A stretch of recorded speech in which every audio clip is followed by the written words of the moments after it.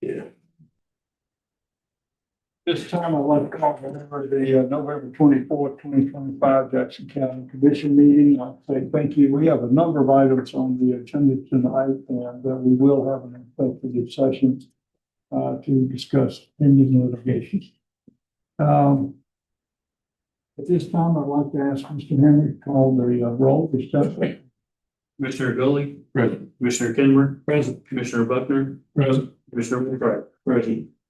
We'll all please stand. I'll ask Mr. Porter off his location, and I will lead our pledge.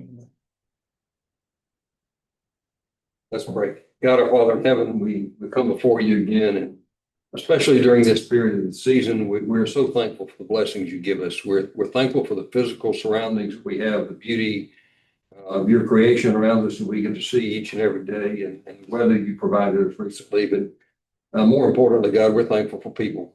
Thankful for the people in our lives, our families, our co-workers, the people that work around us and for us. And God, we're just thankful for all our blessings. We're especially thankful for those that work in public service, that serve us all, to keep us safe, keep us in order. So God, we're thankful for them and for their families and the jobs that they do and taking care of us. We pray you'll watch over us, guide us, and be with us through this Thanksgiving season. In Christ's name, amen. Attention, salute, pledge. I pledge allegiance to the flag of the United States of America and to the republic for which it stands, one nation, under God, indivisible, with liberty and justice for all. The agenda is in your packet, but we'll want to add a couple items to tonight's agenda. Our county engineer has asked us to add some so that he can provide some information on the Safe Streets program that we're working with, and so the SS4A consultant selection has been added. Also, a grant opportunity that we have, the LRSI. There's a resolution that he will cover with us. And also request to add medium duty truck surplus and purchase as agenda. So do I have a motion to approve the November 24th agenda with the addition of work session item 7C2, SS4A consultant selection, 3 LRSI resolution, and 4 medium duty truck surplus and purchase? Make the motion. We have a motion, have a second? Second. We have a second, all in favor say aye. Aye. Motion carries. No awards or presentations tonight, and I don't think we have any public comments for tonight, so we will move into the new business portion of the meeting. First item is the motion to adopt the minutes for the November 10th, 2025 meeting of work session. The minutes to take a look at those.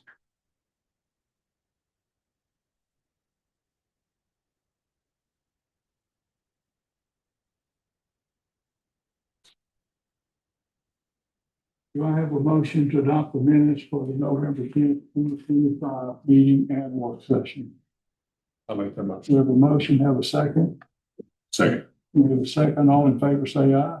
Aye. Motion carries, minutes adopted. Next item, and you have in your packet the job description for the receptionist that will be at the Jackson County Courthouse Annex. We discussed this in our last meeting. So the job title is receptionist in the Department of the Revenue Commission. It's a non-exempt position, grade 4. Reports to the Revenue Commissioner and works in contact with all departments. And external contacts would include general public, legislative office, attorneys, mayors, economic development authority, chambers of commerce, news media, and others. Works under the supervision of the Revenue Commissioner, and the employee performs administrative tasks that aid in the efficient and effective operation of the Jackson County Courthouse Annex building. Do I have a motion to approve the receptionist job description? Motion. We have a motion, have a second? Second. We have a second. Any questions, discussion? If not, all in favor say aye. Aye. Motion carries. Thank you.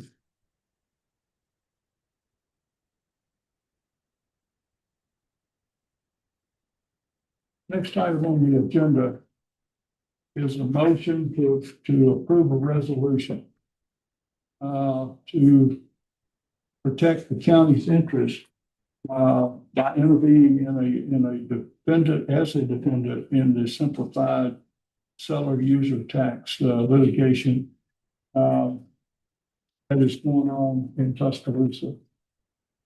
This resolution authorizes Jackson County to protect the county's interest by intervening as a defendant in the SSUT litigation. And I will read the resolution. It says, whereas the Alabama Simplified Seller User Tax Remittance Act, codified at Section 4023-191, Code of Alabama 1975, established a process by which the state of Alabama collects use tax from eligible sellers on behalf of the Alabama consumers. And whereas on the 12th of August, 2025, the city of Tuscaloosa, the school district of the city of Tuscaloosa, and the city of Mountain Brook filed a lawsuit in the Circuit Court of Montgomery County, Alabama, against Vernon Barnett in his official capacity as Commissioner of the Alabama Department of Revenue, asking the court to direct Commissioner Barnett to disqualify particular business entities from the SSUT program. And whereas on November the 10th, 2025, the court imposed a 30-day deadline for any other interested parties to file motions to intervene in this litigation. And whereas the SSUT program has been an essential source of revenue for Jackson County, and the plaintiff's lawsuit, if successful, would jeopardize the county's ability to maintain the current level of government services it provides to the public. Now, therefore, be it resolved by the Jackson County Commission that the county is directed to take all necessary actions, whether by itself or as part of a joint undertaking, intervene as a defendant in the SSUT litigation and to protect the county's interests in this critical revenue. In witness whereof, the county commission has caused this resolution to be executed in its name and on its behalf by its chair on this, the 24th day of November, 2025. This resolution is being undertaken because the lawsuit, as it currently proposes and stands, would have a significant impact on one of the major sources of revenue that we have in this county, to help us in the administration services to the residents of Jackson County. SSUT is one of our top 4 sources of revenue. And those top 4 is 75% of our general fund revenue source. So to take this revenue away from us would have a critical impact on the ability for us to fund a number of those critical services that we have. So with that, let me ask, do I have a motion to approve and sign the resolution to protect the county's interest by intervening as a defendant in the simplified seller use tax SSUT litigation? We have a motion. I have a second. No, sir. We have a second. Any comments or discussion? If not, all in favor say aye. Aye. Motion carries. Thank you very much. Next in your packet, the last meeting that we had a discussion of change orders for the Jackson County Courthouse parking lot. In that discussion, and in that meeting, we approved change orders 3 and 5. And the change order number 2 that had been presented to the commission, we rejected. That had to do with repair of the damaged line. The requirement there is for the contractor to repair that if they had damaged the line. So we rejected the change order. But we also stated that we had several of the change orders that we had under review to make sure that we had the correct information regarding the removal of dirt and rock from the site, and that we had the right amount listed in the change order. And those were change orders 1, 6, and 7. And then there was another change order that we needed to take a look at that under review. And that was that we need to have the right length of the sidewalk repair that was being done, because we need to make sure the full length of sidewalk that we have around the courthouse annex is ADA compliant. So those 4 change orders are in your packet. First is change order proposal 001. It is for rock removal and French drain. The cubic yardage of rock has been agreed to by JMRH and the contractor. And so that change order is requested to be approved and supported by JMRH, our supporting contractor. Change order number 4 has revision number 2. That is a change order that removed the existing sidewalk from the south end of the building to be ADA compliant. And the city of Scottsboro, when they reviewed the sidewalk work that we were doing, not requested, but directed that we replace all the sidewalk around the north side and east side of the courthouse annex. That increased the length of sidewalk that we had to replace. So that length has been agreed, and so that change order has been revised. That increased the cost of sidewalk replacement by $4,485. Change order number 6, we have a revision to that. This is dirt removal, and so we wanted to do a very good review of the cubic yardage of dirt that was removed. That change order has been reviewed, and we have reduced the cost of that change order and reduced the amount of cubic yardage removed.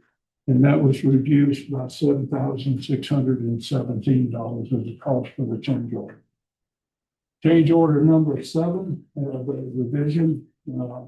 That change order was to repair existing storm sewer, and that was excavating the sides of the existing storm sewer that was under the parking lot and replacing with suitable soil and gravel. A review of that was done, and the amount of cubic yardage that was involved in that was significantly reduced, and so that change order was reduced from $9,883 to $1,541 for a reduced price of $8,342. Let me open for any questions or comments regarding the change orders. These change orders complete the change request for completion of the employee parking lot and the sidewalk for the courthouse inn. If there are no questions, do I have a motion to approve change orders for the Jackson County Courthouse Annex parking?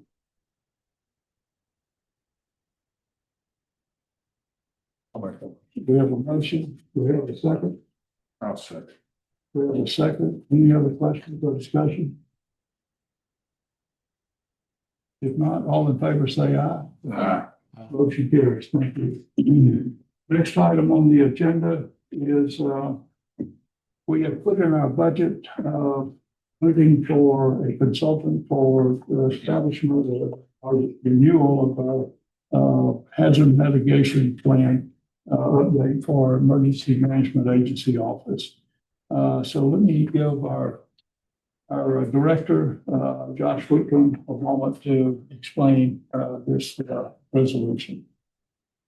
Or I'm sorry, to the contract. So we're in the middle of our hazard mitigation update right now. We've done a considerable amount of research and starting to hold the meetings we're supposed to have to follow all the new guidelines that seem to be changing very rapidly. So we've had to adjust and pivot a couple of times. For hazard mitigation, we're asking for approval of this contract to get assistance to meet the deadline by December 31st. Not sure we're going to be able to do it without the extra help right now. Okay. So this agreement is between Jackson County Commission and CPD Design Solutions LLC, and the fixed fee for this agreement is $17,000. And that's a 6-month period performance of $2,400 a month, and then a remaining balance of $2,600. And as I said, we had placed these funds in the budget whenever we established the 20 budget. And so this has been reviewed by the county attorney. So it is for approval by the commission. So do I have a motion to approve and sign the contract for the hazard mitigation plan update for the I'm making, we have a motion, I have a second. We have a second. Any questions, further questions? If not, all in favor, say aye. Aye. Motion carries. Thank you. Thank you. Every year we, for our holidays, the holiday falls on either a Tuesday or a Thursday, then the adjoining day next to the weekend. We also vote to make that a holiday for that period. And usually the state by now has already put out their state holiday schedule. We do not have that yet. But for the purpose of making sure our employees know what days will be available over the holiday period, we want to make, since the January the 1st is on a Thursday, January the 2nd is a Friday, we would make January 1st and January the 2nd holiday for our county employees. So with that, do I have a motion to approve January the 1st, 2026 and January the 2nd, 2026 for New Year's holidays? I'll make that motion. We have a motion, have a second. I'll second that. We have a second. All in favor, say aye. Motion carries. Thank you. That's the last item in new business. We'll move to work session. Last meeting and work session, we had a discussion from solid waste about the surplus of a roll-off truck and purchase of the new roll-off truck. After the meeting, there was some questions from the commission, so we have placed this back on the work session. I'll turn it over to Director Skipper. Yes, I'll ask the commission, what's the questions? Thanks.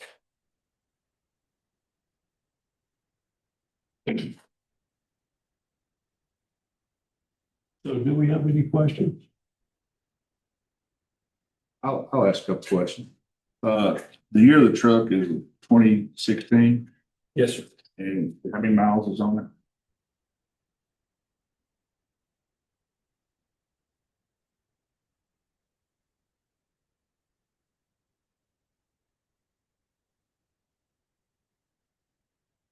It's 221,000 and 902.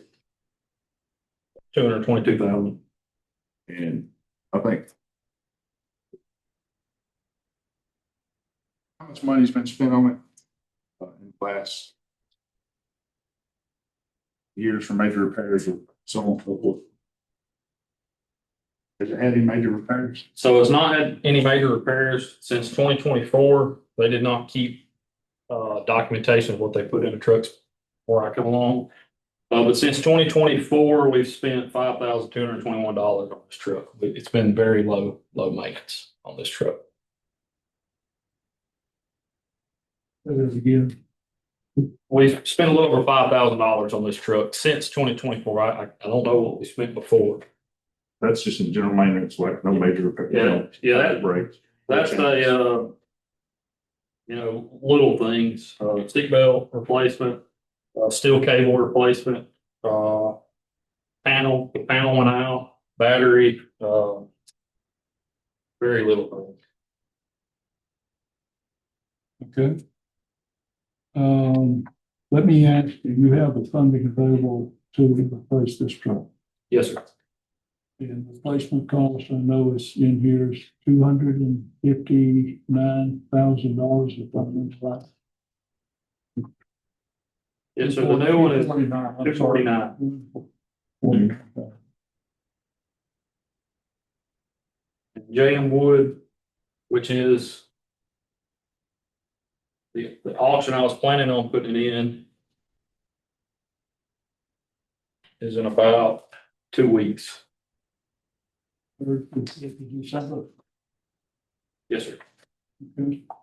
Now, a week and a half. Okay. They guaranteed us a price, $67,500. Well, the one question I have is, we know that the Scottsboro Solid Waste Department is raising, rates on us. Yes, sir. And, if I remember right, that was somewhere in the neighborhood of $80,000 that would, be an increased cost, to our solid waste, for use of the Scottsboro Solid Waste landfill. We're gonna have to, and we're in the process of taking a look at options regarding what landfill to use for our solid waste. So we've not yet settled that, and we're still looking at various options to do that. Where are we in funds available to cover that? Those, one of the options certainly is to consider not raising rates on our customers. Yeah, What do so you think we are, but Matthew, do you have spitball, how much we got reserved? Currently, for the start of the year, there was about $500,000 of reserve cash. So if we do nothing, let me get my calculator out, 500,000. Divide that by 80. Well, guess what, 6 years? yeah, but that $500,000 is gonna be part of this $249,000 for your truck. Yes, sir.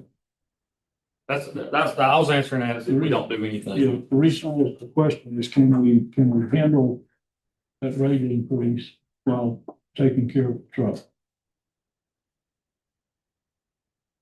Well, yes, but we still gonna have to handle the rate increase. This is separate, work goes on, business goes on. Misty, care to pull that truck up? Here's some repairs. Okay. This is a 2019 Mack Granite that is currently in Madison. The reason I asked that question, I'm only wanting to make sure that we can handle the truck purchase and try to get through this issue with Scottsboro solid waste without increasing cost. Clearly, we have a 2% annual rate increase. I'd not to go beyond that, if we could do that. Go ahead, I'm saying. So this is a 2019 truck. This is a clean truck. I mean, y'all can see the picture up here. This truck's 4 years newer than what we've got, 3 years newer. Got less mileage. If you care to run through some other pictures. And I'm gonna box this. Chris, you might can help me, and maybe Jonathan. The Tunyon, the rear Tunyon. Trunnion, thank you. I told you I'd box it. Broke. Rear end. But if you just want to go through a few pictures, it's in Madison now getting rebuilt, and you can see the estimate in front of you, what it cost to fix this. $23,000. So I talked to the mechanic in Madison, and I said, "Hey man, what is the cause of this? What is?" And he said, "This is the cause of keeping your truck too long and poor conditions, roads, landfill." So the question is, if I can't answer that, if this new roll off or this roll off that I'm asking to sell, if this is going to happen to it next week, I don't know. But what I do know is if we buy a brand new truck for 5 years, if this happens, it don't cost us $23,000. They pay it. Okay. Again, I said my question was based upon, do we have enough to purchase the new truck to replace? and handle the increased cost we would have for our land? The answer seems to me to be yes, because it's 80,000 plus 249,000. And then we'll get the So you got $67.50. $500,000. Yes. But that'll leave, so basically this truck would take half of your 500. Somewhere about there.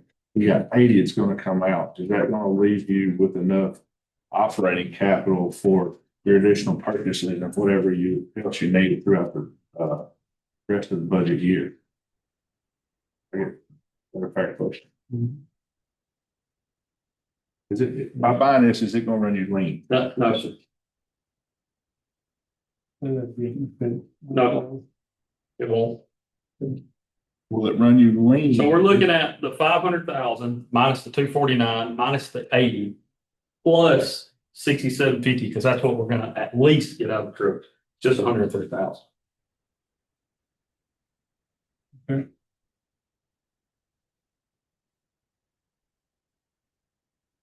Any other questions? So before we take action on this, let's go to the purchase of your Laurel truck. That's also, that is the, which is here, the IEC diesel equipment, that's the $249,000. Yes, sir.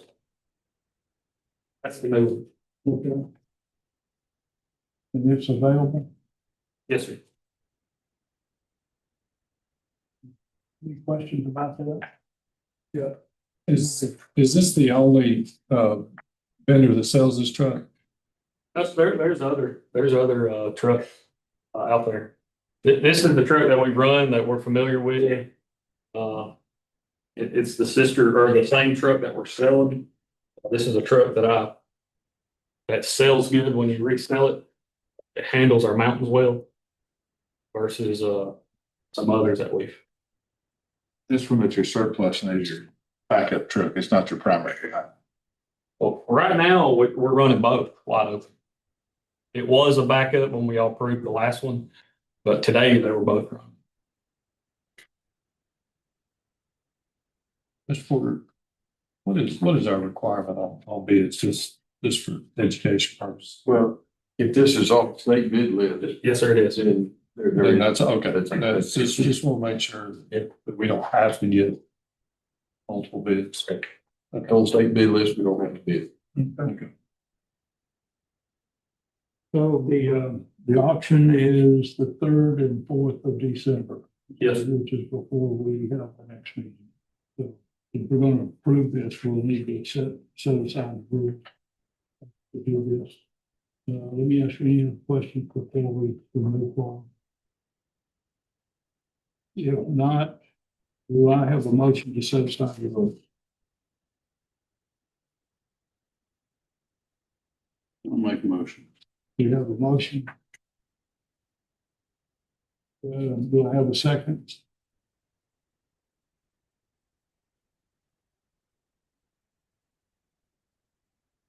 Okay, we do not have a second, so we will table this for further discussion.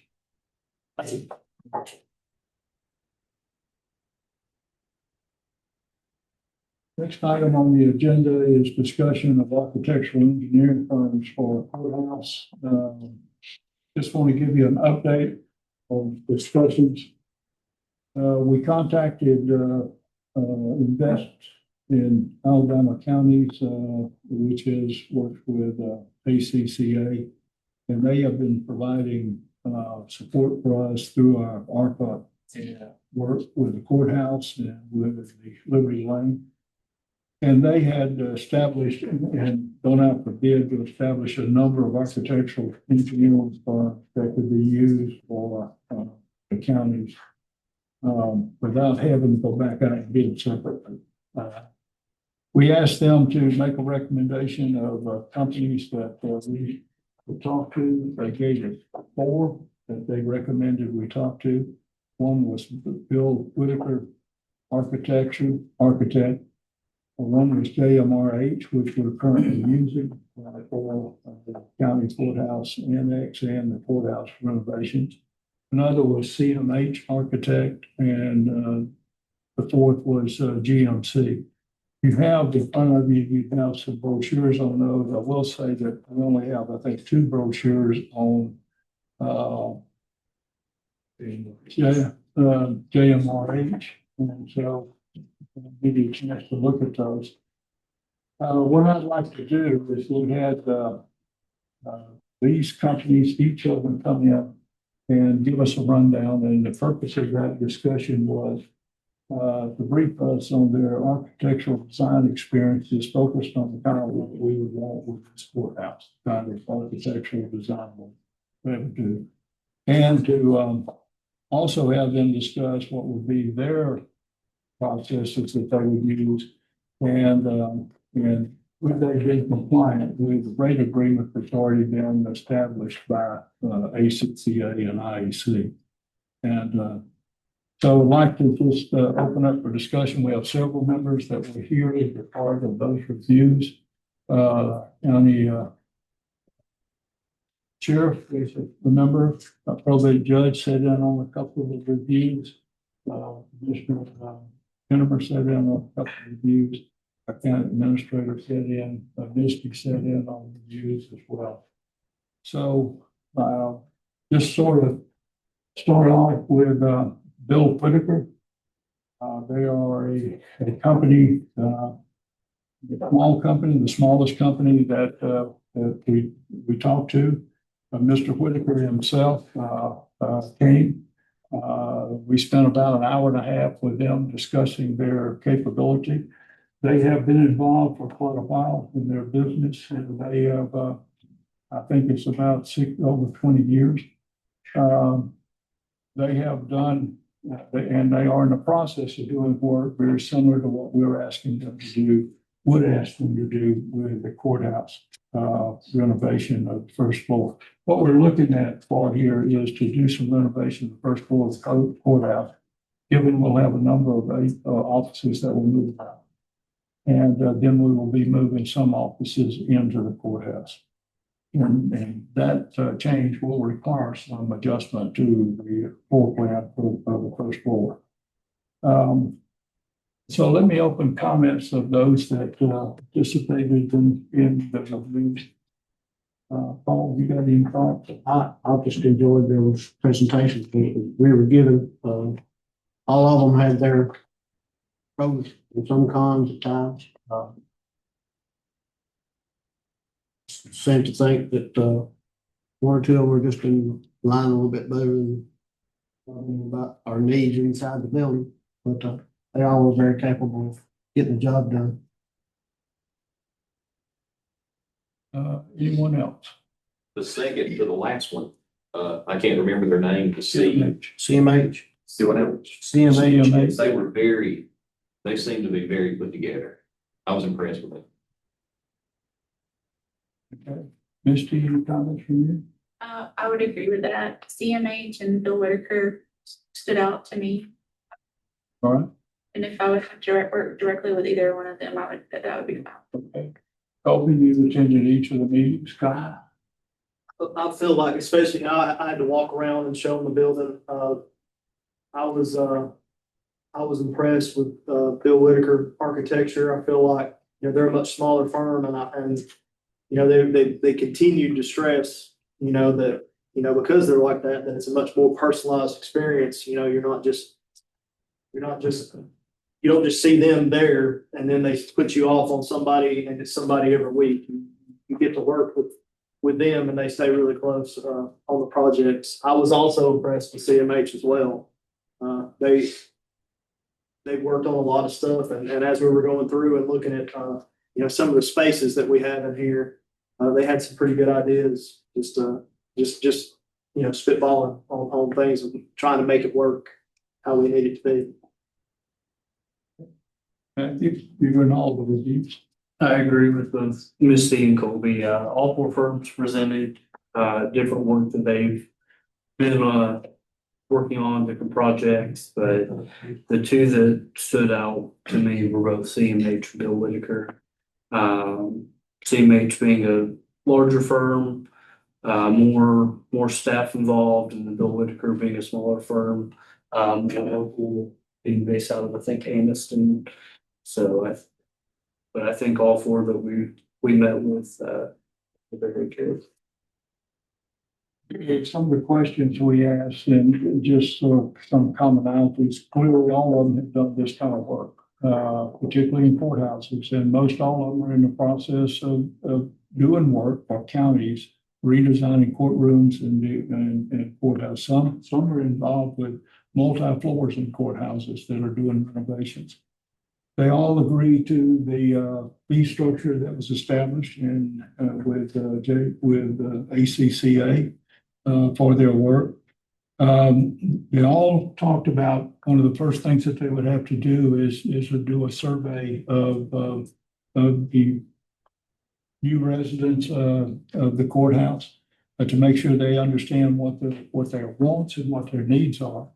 But they all also made the point that sometimes if you try to fit too much into a space, there becomes a need that you're going to have to get down to what is really needed to be able to accommodate what we need to bring into the courthouse. And they would make hard recommendations regarding that as part of their business. The other was putting together a cost estimate. They all believe that they could be in a position, I think it was mid-January, that most items that they could have a reasonable cost estimate that we could use to try and find sources of funding to use. And we will need sources of funding to be able to do work that we will have to do on the first floor. So that, any other comments from anybody? Okay. So we just wanted to give that to you, but they're all good firms. Some are big, much bigger than others, but they all could clearly do the work. JMR plus H is doing work for us now. GMC did not leave any information. They came and talked. Their project manager will be Kevin Baum. If you remember, Kevin was the project manager for JMRH with the HVAC system that we did 2 years ago, and we're still working on it. And he also led the design work for the work that we're doing on the courthouse and the courthouse annex. His assistant would be Jay Perky, and he has a lot of experience with this kind of work. So what I would propose to us is, this is not a vote of the commission, but just a thought. I would propose that we would bring 2 of these firms into the courthouse for the next meeting in the work session and let them brief the commission and let the commission then decide of the 2 which you would prefer to have this work done. Comments I hear, and I would agree with the comments. Bill Whitaker laid out a very good approach to us from what we heard. Some of their experience was that when I guess the tornadoes of 2011 that went through Jacksonville State, they were the architectural firm that did all the redesign of the repairs to everything there. And that was rather extensive. And apparently that turned out quite well.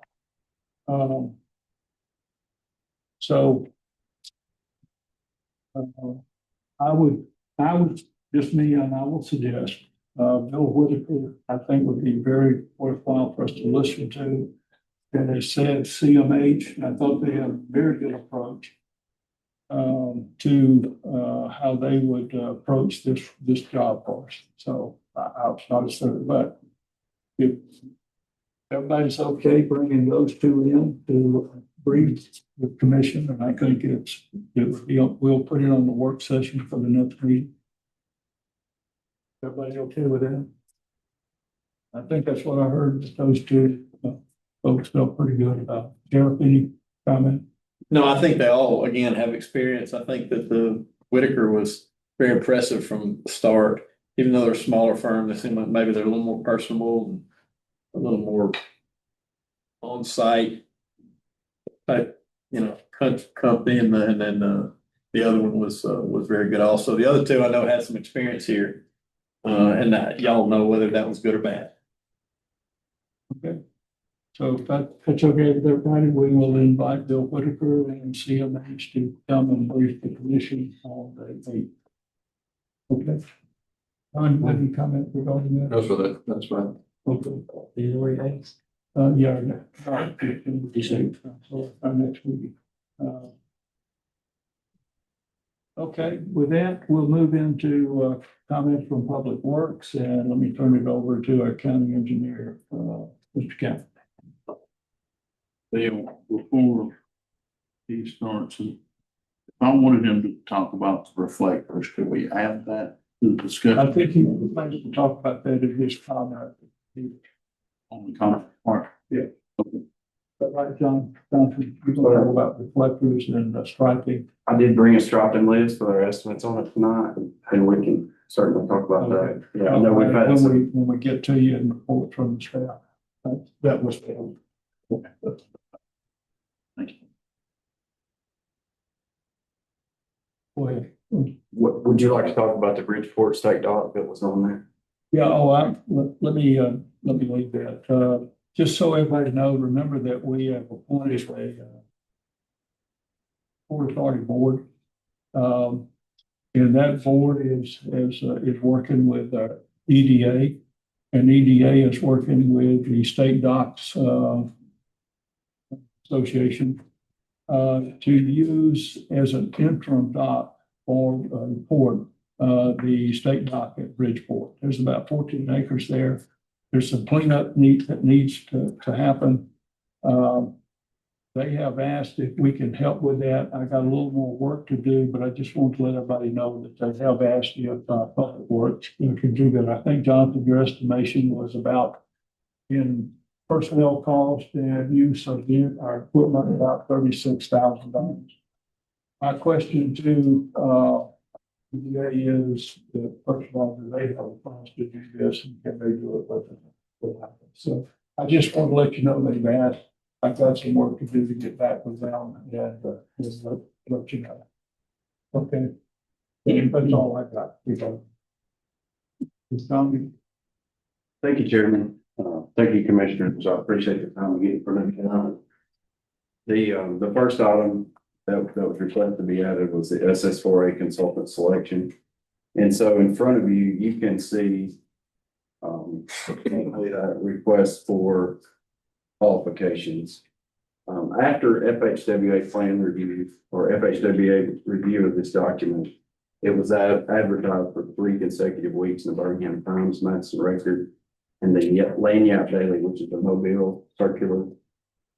It was requested to be on the website of American Council of Engineering Companies, ACEC, on the county's website, and we received 4 responses.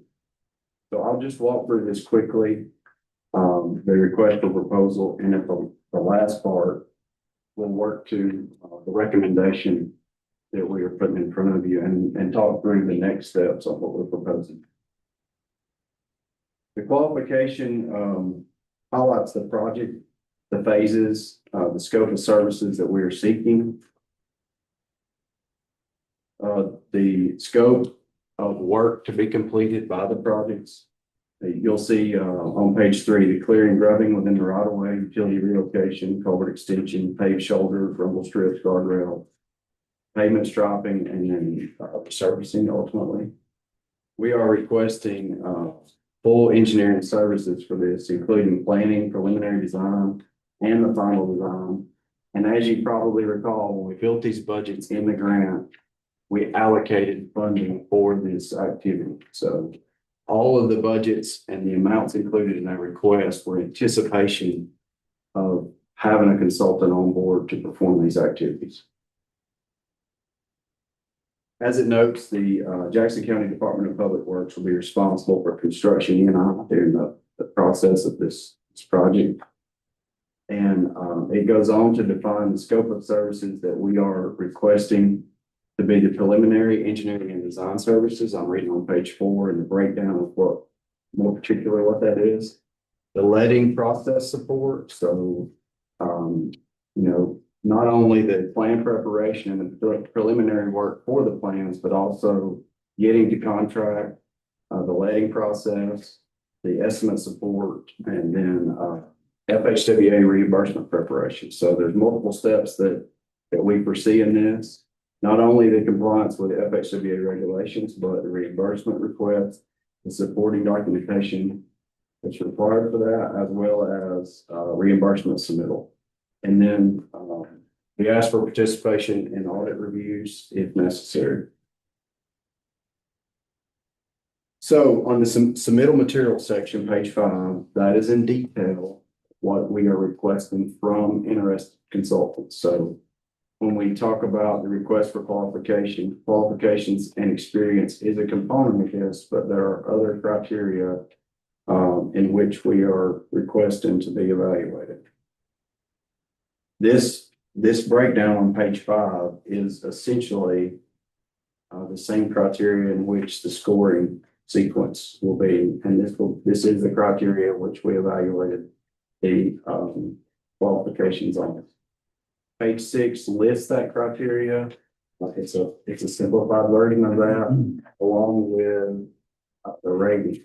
So it's not a scholastic necessarily, because 4160 is still considered good. So when you see our scores, please keep that in mind. There's other language about this process, so it is a 2-step process, and our solicitation for qualifications is just step 1 of that process. So now what you'll see is our recommendation at the completion of step 1, and upon your approval, we will enter step 2. So hopefully that'll make more sense in the future. So A through D is the rating criteria, and then the rating sheet that pertains to that is all listed on page 6. Last, you should have a large sheet and a breakdown that will hopefully show the 4 interested consultants that make application and the different areas and the weighted amount for evaluation that was applied to those. The rating table below is there for a reminder, and then the weighted average formula there that hopefully you can see is the formula we use for our evaluation. So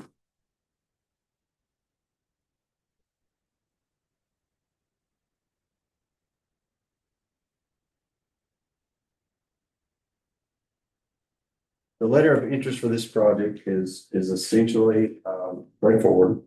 And you'll see a 10% allocation for that. And you can see across the table how those were graded. You'll notice there's a column individually for Garen and I as we worked independently. And then those scores were averaged. So section B, firm qualifications and experience. There are subsections with that. There's just one section on this table, but that included the name and firm of person, principal place of business, location of its offices, age of the firm, average number of employees of the past 5 years. The heavy hitter in this was firm's experience was SS4A, including a safety action plan grants, implementation grants, as well as familiarity with FHWA funded project requirements. Relevant projects within the past 3 years was a consideration in this category.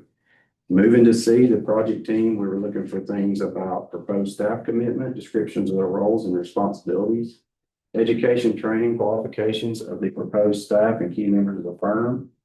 And then section D, understanding of scope, summary of approach to services requested, demonstrated knowledge of applicable regulation, and then a subcategory of this for references and any other information they would like for us to consider from their firm and making this selection. So hopefully you can see there how our grading scores were applied to this, and this was based on their submittal. We didn't include that for saving on bulk for you, but we want to make those available if you're interested to delve into those.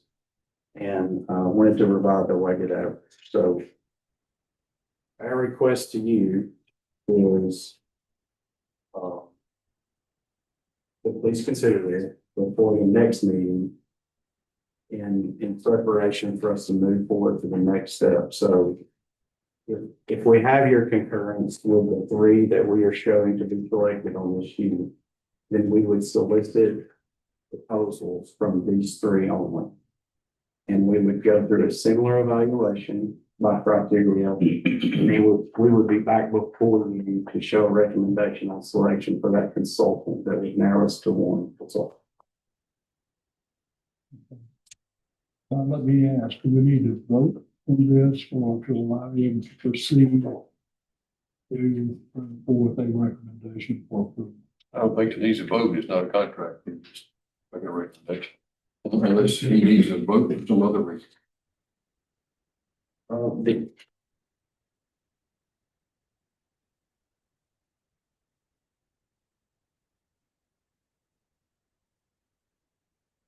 don't think so necessarily.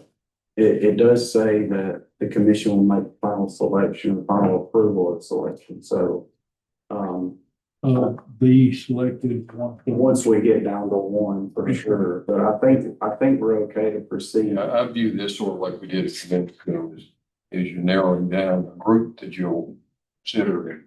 And Mr. Kent's recommendation on those three. And so that's go forward.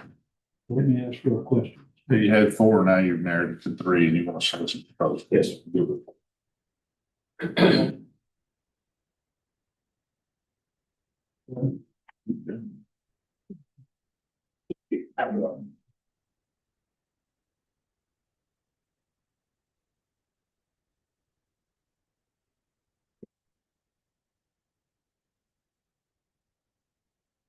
Next item, RS resolution. I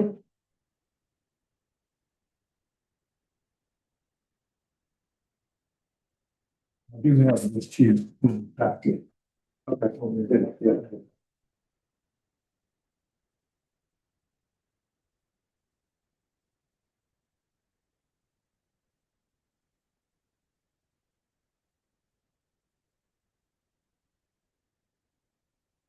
I did provide the sheet, the same sheet the chairman had in your packet, and there are a couple of different pieces of information along that package.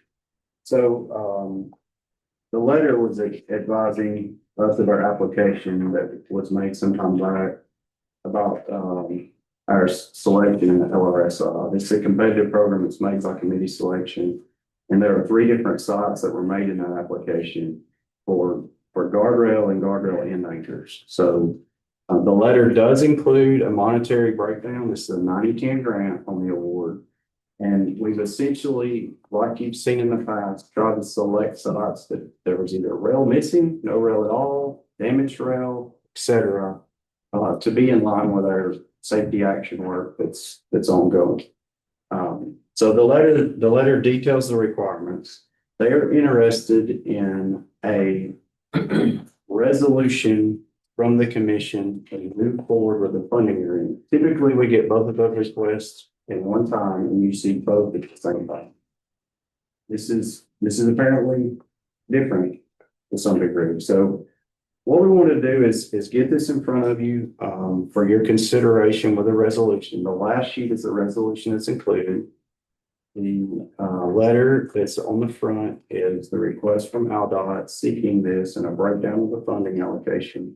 And then we've included some photos of the sites, 3 different sites that this project would include. And that would be a removal of non-compliant items on those bridges, and then a bridge rail retrofit with the appropriate safety and approach equipment on those bridges.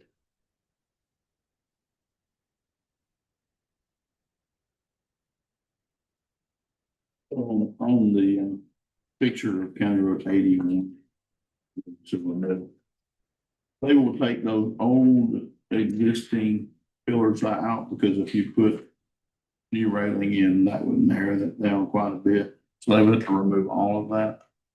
So unfortunately, the width of the curb line won't change, but the non-compliant rail will be demoed. Oftentimes what we see is a wire saw it'll be contract work. It'll be a project plan, set, built, let, and then awarded. So the contractor will have a choice on demolition to some degree. But often we see a wire saw that's used to remove the upper section of that concrete. And then it's like case 3 that we're post or retrofitted on, then a rail, and then a curb extension that makes for that safe approach. So it won't constrict it. It's not gonna make it any narrower. It's gonna be on the outside of that. The width, the roadway width will not change. Right. Okay, that's all. I know sometimes in our agrarian areas, the large machinery will clip signs and hit these bridges and stuff. Is there any of that? I mean, I know we can't avoid, swing and miss traffic and that kind of stuff. But is there any of this that, like looking at the picture on Highway 30, I mean, that is farmland, so. And I don't know if there's a solution to what I'm advocating, but before we, I mean, even though it's a 90-10, but these areas where any reflectors or anything like that are just going to be knocked over at first season at harvesting or sending their disc down through there. So if I'm understanding, I didn't ask you questions. Oh, okay. But you can come in. That was a long ramble. I got you. But I know what you mean, and we see this often where we put up object markers, and we do that with all intents of safety and delineating these, and it's an impediment for farm equipment. And so they'll pick, oftentimes if they're nice and generous farmers, they whack down the one that's not in the lane. So you'll often sometimes see alternating with double-sided panels. We do that when we know there's implications, but I believe that with a retrofit rail in place, we'll be at a height that's satisfactory for crash worthiness, but still low enough for where the combine heads and things like that will clear. They're easier to clear than those big object markers. Okay. Any other questions? If not, can we put this on next meeting? Absolutely. Any business? Okay. We will do that. And so next item is medium duty truck surplus and pole.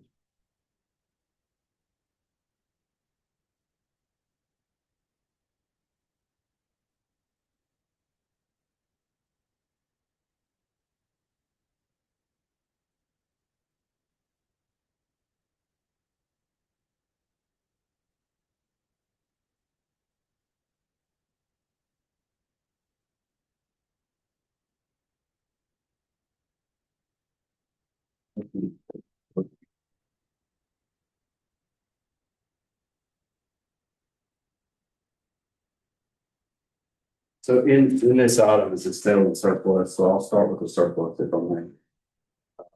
And I believe it'll explain what precipitate is.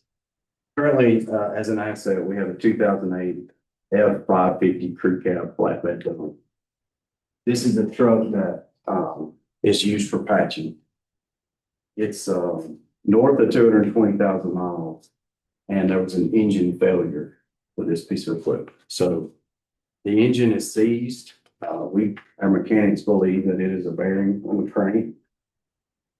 That diagnosis comes from the audible sound that's heard at the time of failure. And then also the fact that, it won't turn over even with a bar and manual pull. So the truck had oil and fluids. It's believed to just be a catastrophic failure with the engine. So with that diagnosis, we pursued a couple of quotes. One locally, one from Lee Smith, Chattanooga. Both are over 20,000. There's about 26,000 for engine and other parts for the install, and about 23,000 on the other quote. So that is the piece of equipment with its age and usage that we're suggesting and asking for permission to surplus. The price of the quote to replace the engine and the wear and tear that's on the other parts of the drivetrain. That's what is bringing about the second part of this, where we're requesting a purchase. So it's the same upcoming auction that's been mentioned tonight, fourth and fifth. In a review of that, and we've had our eye, this hasn't just happened, it's been a little while. And we've been reviewing surplus state vehicles to see if there was a viable option. The reason we're interested in a surplus vehicle is whatever we were to purchase to replace this is going to see a very hard service life.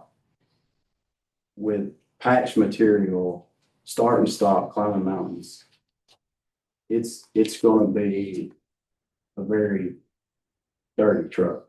I mean, it's going to live a hard life and it's going to be dirt. It's just, there's just no way around. So, so our replacement option that we're asking you to consider is a 2005 Ford F-750 XL Super Duty dump truck.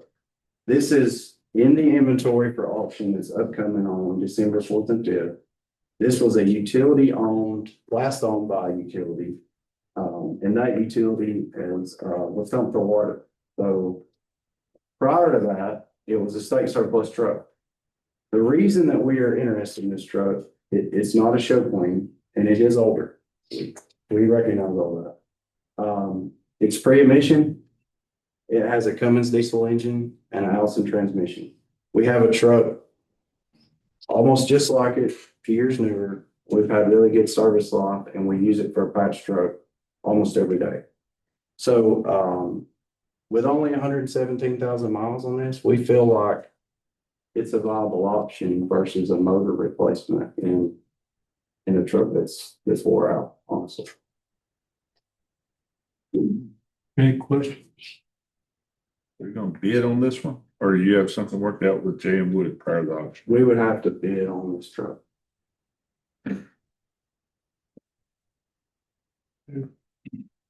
Sure, you mentioned, I may have missed it, but your estimated what you get for your surplus truck? The surplus truck would be pennies on the dollars. I think it would, we don't have an offer. We haven't solicited an offer for that surplus truck. Our request on something with that minimal value would just be to sell it locally on something like Gov Deals instead of send it to auction.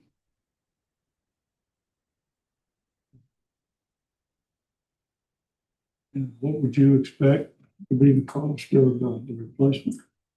I believe it could be 20,000 or less, but I don't believe it's 25 or 30. So somewhere in the 20 to 30 range. I would say 30 would be a max, not to exceed, and I'm hopeful on 20 or less. Any other questions? Diesel engine 117 mileage. Low, huh? For a company, yes, sir. That's the 5.9 liter I6.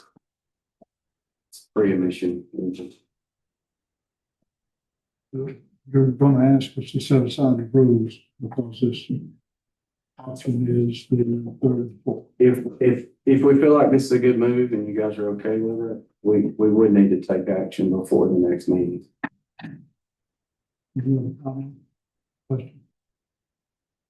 I think it's right in line with what it'll bring with the 30 range. Okay. Do I have a motion to set aside the rules? Motion. We have a motion. Second. Second, all in favor, say aye. Aye. Do I have a motion to surplus? That's a super duty truck as well. Yes, sir. It's a 2005 So, F550. do I have a motion to surplus a 2005 F-750 super duty truck? 2008. I'm sorry. Okay, I'm sorry. F-550. huh? F-550. This is more buying. 2008 F550. I thought I heard 750. But heck, you never know what my hearing aids are gonna do. So, 550. Do I have a motion? Motion. Do we have a motion? Do we have a second? We have a second, all in favor, say aye. Motion carried. Then do I have a motion? I guess we are, is this a motion to bid? Bid. allowing the bid not to exceed 30. That would be the motion to allow Mr. Campbell to. We have a motion to allow Mr. Campbell bid on a Ford F-750 Super Duty truck with a price not to exceed 30,000. Total price not to exceed 30. Okay, I'll make that motion. we have a motion, have a second. Second. Have a second, all in favor, say aye. All right. You have a question? Well, No, go ahead. Do we have money for this? I have not researched this to give you in the funds of Jonathan's. They have charged us as 10. Yeah. that's fine.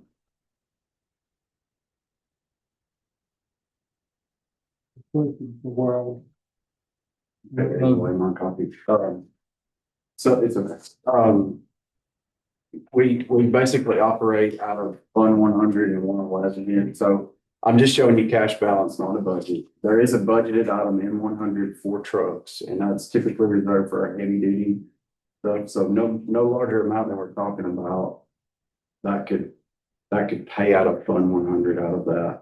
The cash balance, I don't feel like will return to some stable margin until we work through some of these large slope failure, our last slope failure issues. So Fund 100 is the first one listed. That's the cash balance there. Fund 111 is our operating fund, and that's the cash balance. And this was printed today, but no larger than the purchase we're talking. We should be fine.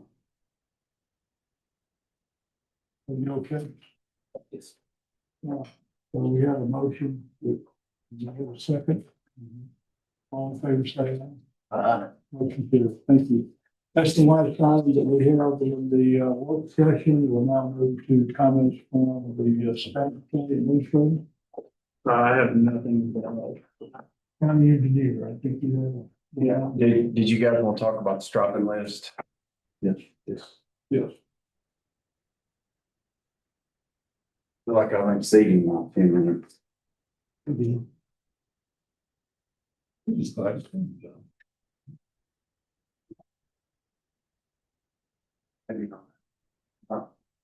Good. That one? Yeah, yeah.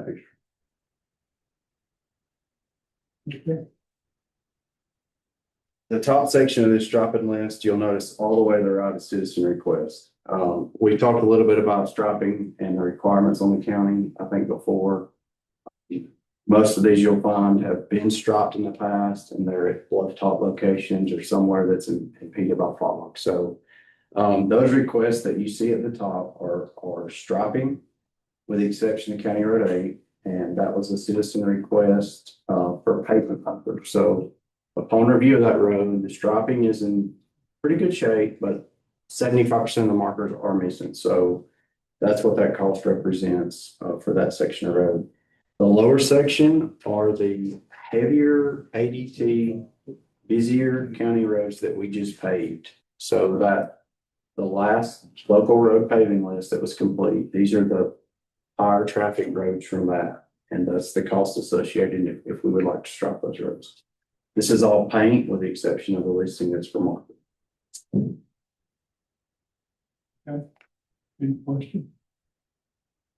On the top list, I've actually been contacted several times from the West Rock plant about County Road 85. Their plant manager and their safety. Several times. Any other comments, questions? Question on the program we talked about earlier, 17, when it comes time for that stage of that to get done? Yes, sir. Is that striping in markers concluded? Yes, sir. The ruffles and Stripes. It'll be a major improvement. So that's all right.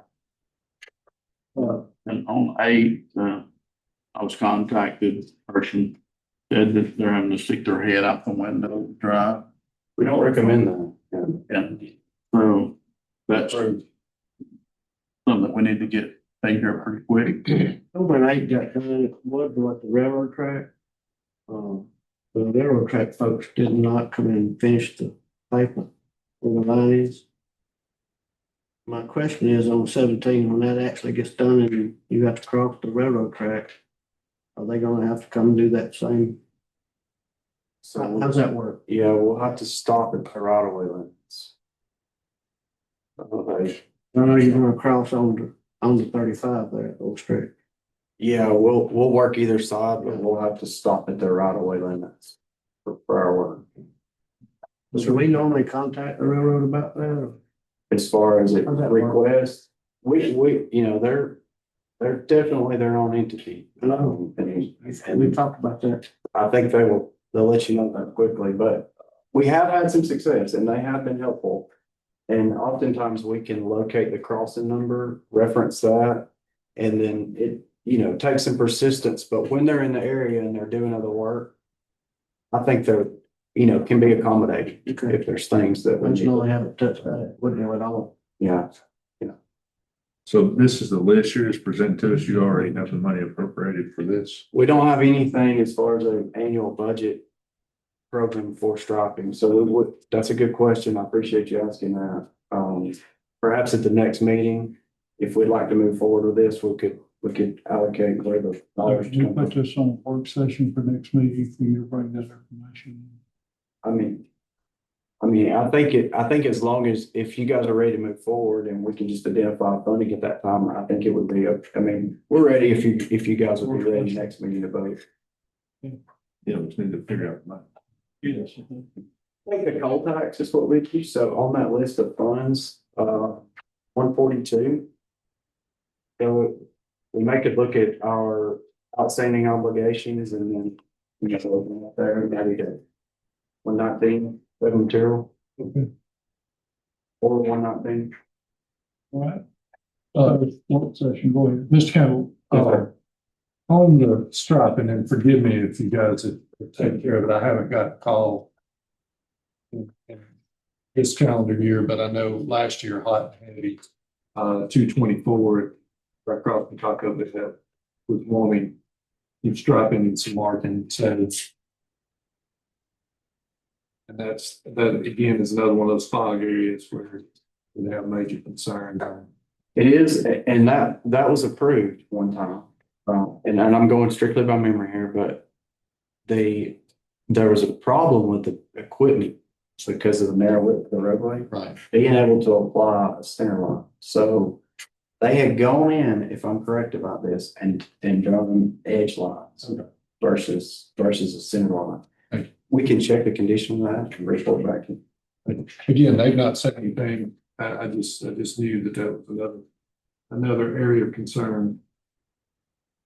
Okay, county attorney, any comments? Okay, with that, we'll move into comments from the commission, Commissioner Kim. Just wanted to reach out. We have a young lady, 16 years old, in a bad car wreck last night. Prayers are needed. Commissioner Coleman? Yes, I want to just reinforce what Commissioner Kimmer said. Life is very, very, very precious, and Skyline community needs to be kept in our prayers, but really all of us, all of our citizens, just be mindful, but take advantage of this wonderful holiday that we have and love on and spend the extra time with your family. It's a wonderful time to reset ourselves. So thank you. Commissioner Gold? I'd just like to wish everybody a happy Thanksgiving and echo the words of others. Commissioner McBride? Just like to say thank you to all our employees for their hard work and dedication. Echo what my fellow commissioners said about the family, Skyline. I don't know how they're feeling now, but just keep them in your prayers. Also, would like to wish everyone a happy Thanksgiving. Be safe. With that, our next meeting date is December the 8th, and we'll be here in this room at 5 o'clock. We need to move into executive session. 2 areas of discussion, pending litigation against the county, and another is good name and character. So with that, would ask the following folks to stay: Sheriff, Commissioner Arnold, please stay. And Jim.